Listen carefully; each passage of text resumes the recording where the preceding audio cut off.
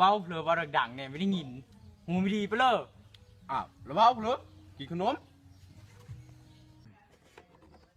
เดินประตูฮะปิ้งนึง5,000นั่นแหละบุกใส่ดานี่กะขายดีอยู่บ่ พอปิ้งไก่กับแกล้มนี่แหละกูขี้ขากันแล้วกูดูนอนแล้วจ้าละบ้าน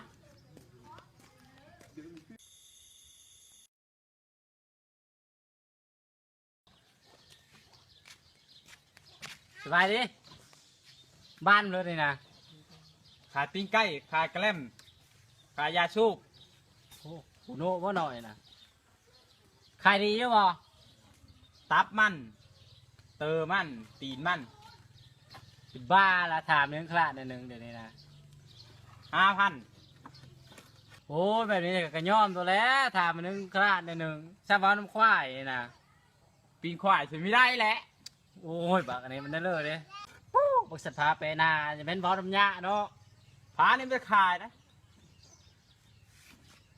แบบนี้ยากไปมา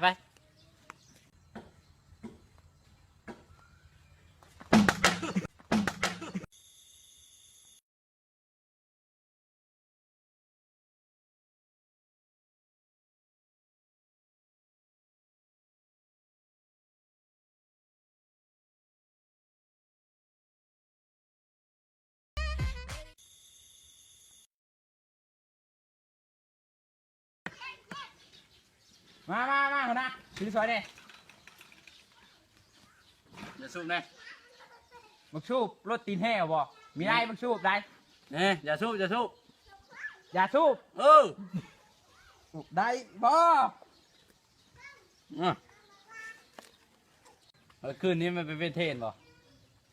ผู้สาวสิเลิกกดไลค์เฮอผู้ไทยสตูดิโอนี่บางน้ำเฮ้ยเม็ดขี้โอ้เม็ดขี้เดี๋ยวบ้านนี้เย็บขี้มาบ่มีได้โอ้ยค้างหน่อยเนาะขอหากระสร้างเลยนี่อย่าลืมกดไลค์กดแชร์เขาเลยโอ้เมื่อกูยังกดค้างอยู่เนาะโดบี้มาต้นนะขอบใจโอ้กูเมื่อไลค์มาแชร์กันเด้ออย่าลืมกดติดตามพร้อม